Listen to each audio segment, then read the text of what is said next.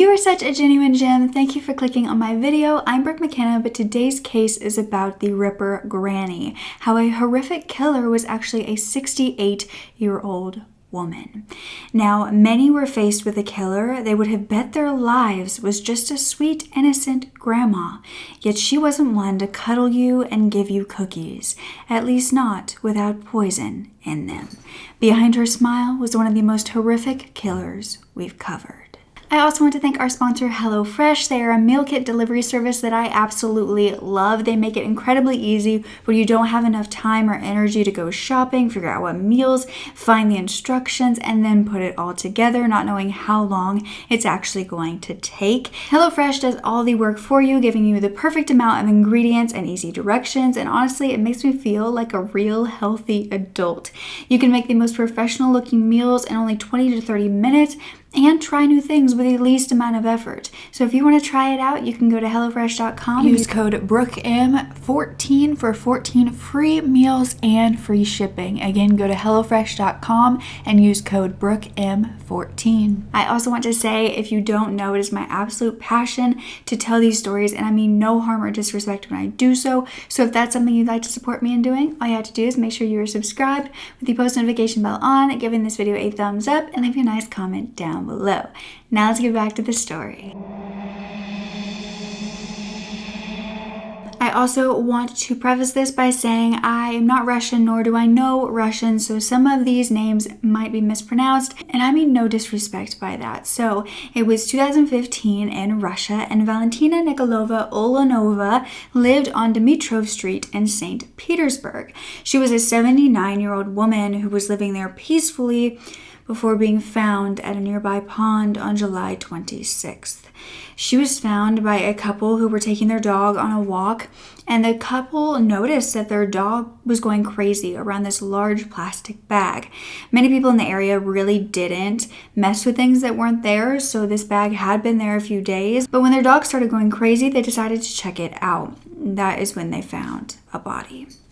Valentina was in pieces, wrapped in what appeared to be a bathroom curtain. She was missing her head, her hands, and her internal organs, especially her lungs. It was easy to identify her due to her being so close to her actual home, but investigators did go door to door questioning everyone, and meanwhile, an autopsy was being done that showed that Valentina was actually dismembered by a hacksaw, and it had been done while she was still alive. It turned out Valentina had already been reported missing as well, because a social worker who had gone to her house to just check on the fact that she was an elderly woman who most of the time lived alone, she found out that Valentina was not home and she was refused entry by a woman she didn't know.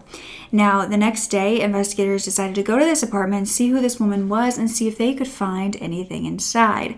And that is when they found a woman named Tamara Samsonova, and after looking deeper, they realized that this woman was actually a caretaker for Valentina. Tamara was a friend of a friend who had offered to take care of Valentina in her old age while her own apartment was being renovated. She lived like down the street, not too far away, and so she said she would be more than willing to come over and help. And they had a really good system of living together, of just, cleaning up things, making dinner, and Tamara said she would help Valentina with anything she needed. Tamara was 11 years younger than Valentina at only 68 years old, and she was this sweet, polite old lady who was very concerned about her friend's whereabouts and what had happened to her.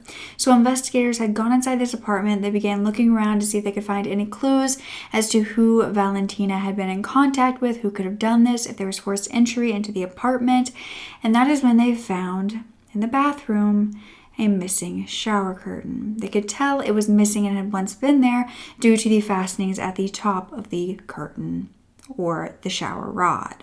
They also found blood in the bathroom, and that is when they began to focus their attention on the sweet elderly lady in the other room, who no one could believe was involved with this gruesome murder. Yet when sniffer dogs were brought in, they found more of Valentina. In fact, this was her hips and her legs nearby the apartment as well. CCTV footage was looked into around the apartment, and that is when they found Tamara herself carrying out large trash bags multiple different times a few days prior to Valentina's body being found. They appeared to be very heavy, and in fact, one of the trash bags was so heavy she was dragging it along the floor, leaving what appeared to be a trail. When investigators went back to the spot, they found that it was, in fact, a trail of blood. Tamara was brought in for questioning at the Frunze District Court on July 29th, and she claimed that she was an actress and a graduate of the Russian ballet, and this was a prestigious school that most people couldn't get into, yet she did.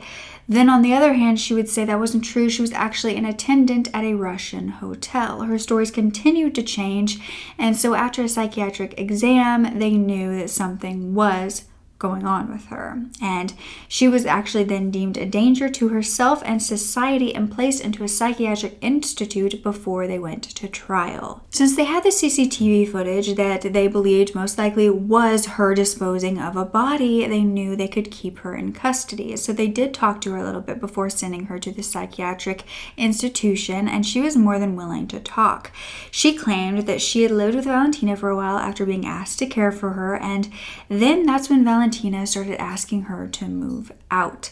They had been fighting over little things like dirty dishes, and Valentina was just, not wanting anybody to tell her what to do and wanted to take care of herself. But Tamara said that she was scared to go live alone at her home, and so she panicked. It's unknown why she was scared to live alone, whether it was just for her own safety or possibly, thoughts in her head. But either way, she did not want to go home to this place that was being renovated. It was just down the street. And so she said that the next time Valentina tried to kick her out, she hatched a plan. She then went to a pharmacist in Pushkin, and she basically manipulated him into giving her medication. She did not have a prescription for this, and so she had to get him to give it to her without one. And she did walk out of that very store with phenazepam in her hand, and this wasn't just one pill, this was 50 of them. Next, Tamara went and got Valentina's favorite Olivier salad and mixed both of her purchases together to hand to Valentina. She ate them that night, even commenting that she liked them very much, not knowing that that was her last meal. The next morning, which was around 2 a.m., because Tamara had gone to sleep that night, knowing what she had just done to Valentina, she went to sleep. She woke back up at 2 a.m. to find her on the kitchen floor. And this is when she began the process of getting rid of her body. She said she used 2 knives and a hacksaw that she borrowed from her neighbor, and then this elderly woman began sawing off the other elderly woman's head, and then her arms, her legs, and her hands. Now, Tamara claimed that she then placed Valentina's head and hands into a pot and boiled it with water. Tamara said it was very hard to actually dismember her. She was going to take her to the bathroom and do it, but she was too fat, is what she said, and so she couldn't carry her to the bathroom, so she did it right in the kitchen. She said afterwards she knew that she would be safe in that apartment until Valentina's family, relatives, or neighbors showed up to ask where she was, so she theorized she had about 5 more months. But in fact, she only had about 2 days. Now, all of their neighbors were shocked that this had happened, and this was an elderly woman who was so sweet, who borrowed their items, talked to them often, and was responsible of taking care of Valentina. However, they did know that Tamara had been to a psychiatric institution several different times. Some neighbors told the media that this was worse than a horror movie, but this wasn't even the worst part. You see, when investigators had gone into this apartment and had looked through everything, they found Tamara's diary.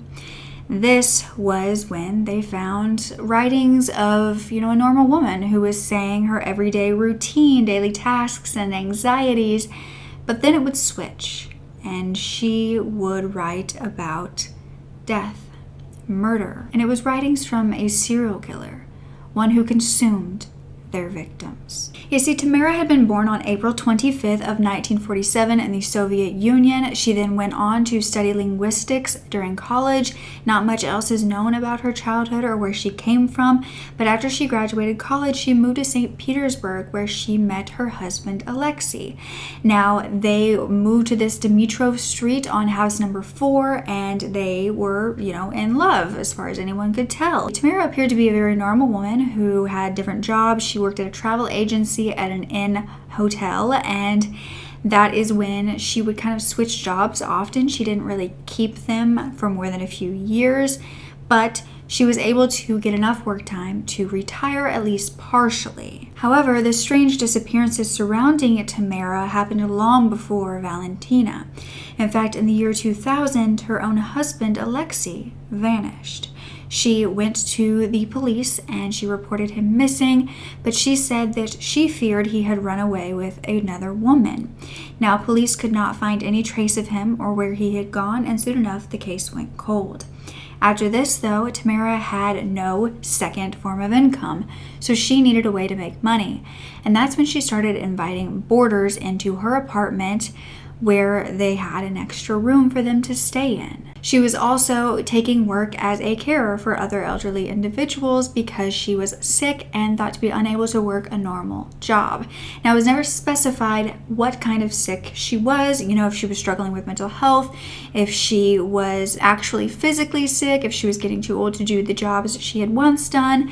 But when her neighbors were asking where her husband was, she told them that he had just left and disappeared, and she was basically content with it. But when she began bringing boarders in, the neighbors would notice that they wouldn't ever stay for very long. They'd be there a little while and then they would vanish as well, never saying goodbye.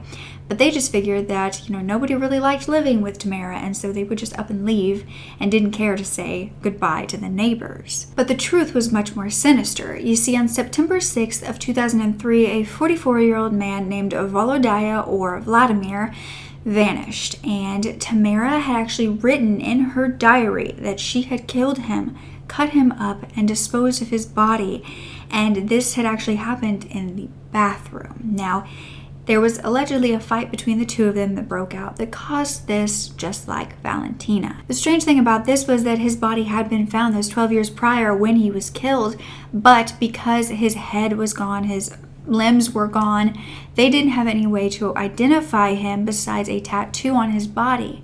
But Tamara had written about a tattoo. So they identified this man who had been a John Doe for so long as Vladimir, who was killed by Tamara. But at his crime scene, they had also found pages scattered about his body.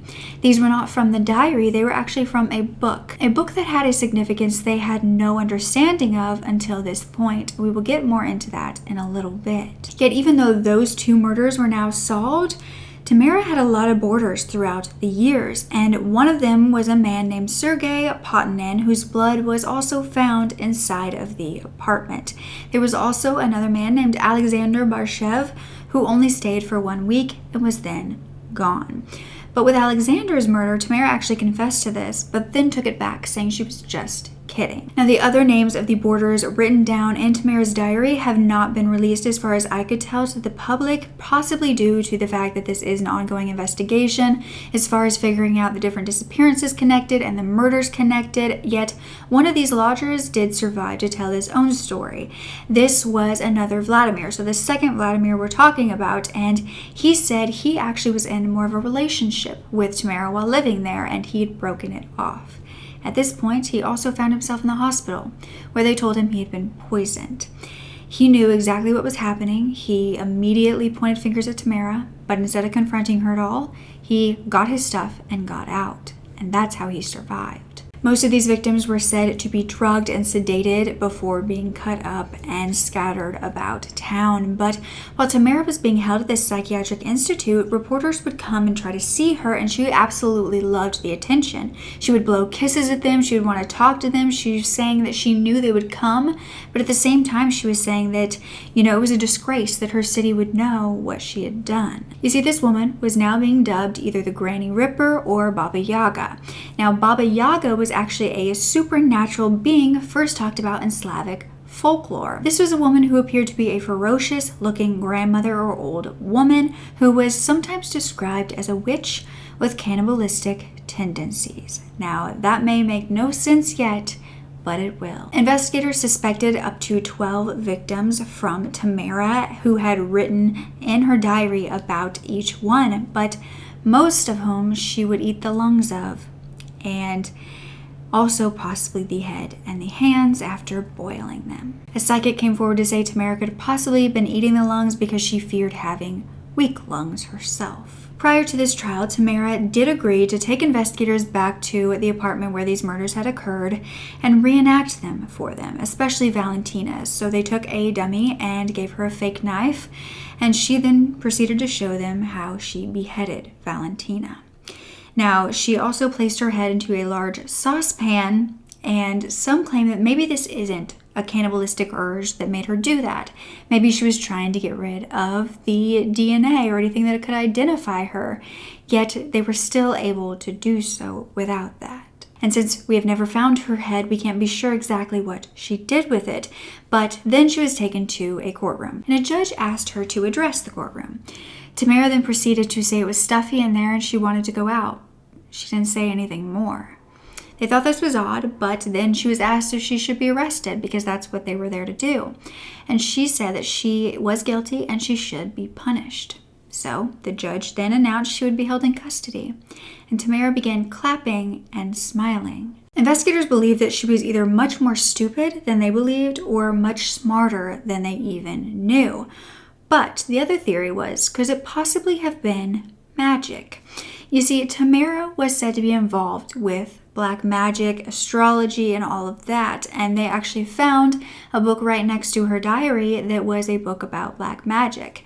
This is the book that the pages were ripped out of and thrown across of Vladimir #1's body, who had been found in the streets. The trial was even more insane, if you can believe it.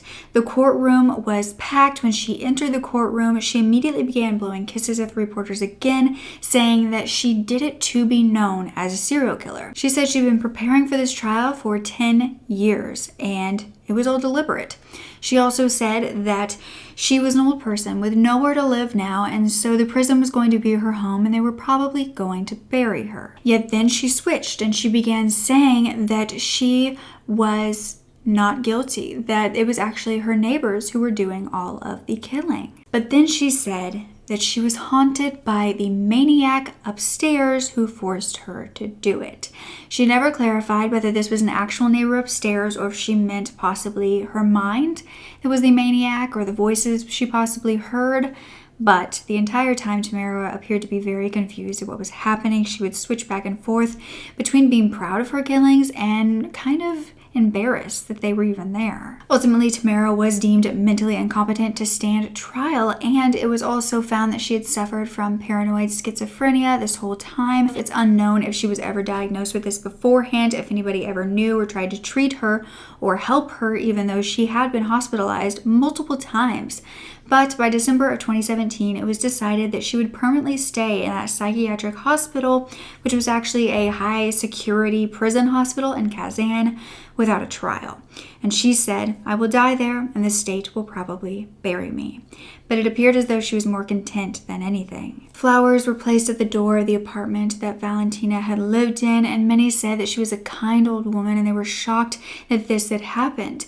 And a friend of Valentina's, who was named Natalia, said that Tamara was always very strange, very tricky, very suspicious, and she had actually gone to her asking where Valentina was during those days she was missing, and Tamara grabbed her arm and threatened her if she went to the police. When Natalia told the police this later on, they told her she was lucky to be alive. When Tamara was finally caught, an old friend from high school came forward saying that Tamara had always kind of been this full of anger and hatred, even during her early years. This was a woman named Anna Badalina who said that once she missed a meeting with Tamara, and Tamara called her and flew into a rage, saying that she would kill her, cut her into pieces, and feed her to dogs if she ever did that again, and threatened her, saying not to make her angry. After this, she was almost scared of Tamara, and she would listen to Tamara saying things like she was going to be famous for the things she was writing in her diary. It was going to be a book, and she had also even mentioned something about killing her mother-in-law, her husband's mother. But Anna did nothing because she was terrified. So investigators got to work looking through the unsolved case files for about 20 years prior for more of Tamara's victims. Still today, no one knows exactly what that number is. Some say it's 11, some say it's close to 21, but we have no idea, and she still refuses to disclose the location of their bodies. Some believe that most of her victims have been built on top of now. Around this area where they could have been buried, they had a lot of ongoing construction projects, and a lot of apartments have since been built, so it is a possibility we may never find their bodies. It was also found from one of her neighbors who had talked to her before all of this that Tamara was possibly obsessed with or inspired by another Russian serial killer named Andrei Chicatilo.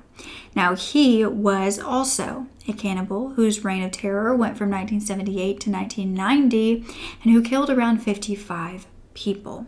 He was an infamous man known as the Rostov Ripper, and that is not the only case that is similar to his case. You see, there was a ton of copycats after Andrei Chicatilo because of how gruesome he was and how insane he really was.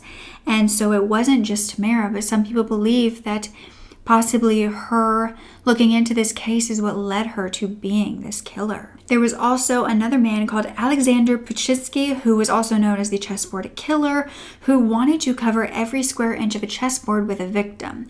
He didn't succeed. He got about 62 kills, but this was just because he wanted to beat the number of Chikatilo's victims. There was also a killer named Mikhail Popkov, who was known as the Siberian werewolf because of how gruesome his kills were. He had once been a cop, but then killed approximately 50 people. He even went so far to compare himself to Andrei later on. But that's not all, because there was also Alexander Bychov, who cut out stories of Chikatilo's murders when he was younger, and then, before the age of 23, had killed 11 people. Then Serhii Chach had actually been an ex-detective who went on to kill 29 people, but he says it's more like 200, and he said the same thing as Chikatilo, saying he is not a man, but a beast, just like Chikatilo. Now, I have covered the Rostov Rippers as well as the chessboard killers, and if you want to watch them, they will be linked down below. They're very interesting, and although they're copycats, they definitely have their own flair. I don't even want to call it flair because it's disgusting, but their own MO to them, their own characteristics that made the case even more disturbing. We'll say disturbing over interesting always. So if you'd like to watch those will be linked down below. But if you would like me to cover the other copycats that were the Siberian werewolf as well as the beast, then I would love to, because I think anyone who gets inspiration and is obsessed with these kind of men, these kind of killers, or any killers at all, have to be horrifying themselves. I think there's a difference between being interested in the psychology of a killer and being obsessed with how they do things and, cutting out pictures and wanting to one-up them and just, you guys know the difference, but I feel like some people don't. Obviously, the copycats didn't either. But I think that these are a huge reason why, and all copycats are a huge reason why we have to be very careful with how we speak about killers, because you give them too much recognition, and it can be really bad for the people with addictive, obsessive personalities who can find themselves really interested in them for the very wrong reasons. So yeah, I hope I did an okay job of focusing more on the victims. There wasn't a ton about them that I could tell you, unfortunately. And the case is in Russian, so I couldn't find many articles at all. I think that copycats of serial killers is one of the most disturbing. They always talk about them in shows, and I guess there are some, but we really don't think about how many of these killers were possibly bred, were possibly created under the influence or just the obsession with another. But please let me know what you think about this entire case. If you think that there are more victims out there from the Granny Ripper, or you think she had help in any of these, do you think her husband had anything to do with it? Did he get murdered by her, or did he just vanish? That's something I'd really love to know. But yeah, I really hope you learned from this one, and don't ever forget to speak up. Your voice is powerful enough, and I love you to absolute pieces. Don't ever forget that this is my last video if you want to click here and watch it. This is a playlist of all of my videos if you want to watch those. This is where you subscribe to this channel, and this is where you subscribe to my vlog channel. Okay, bye.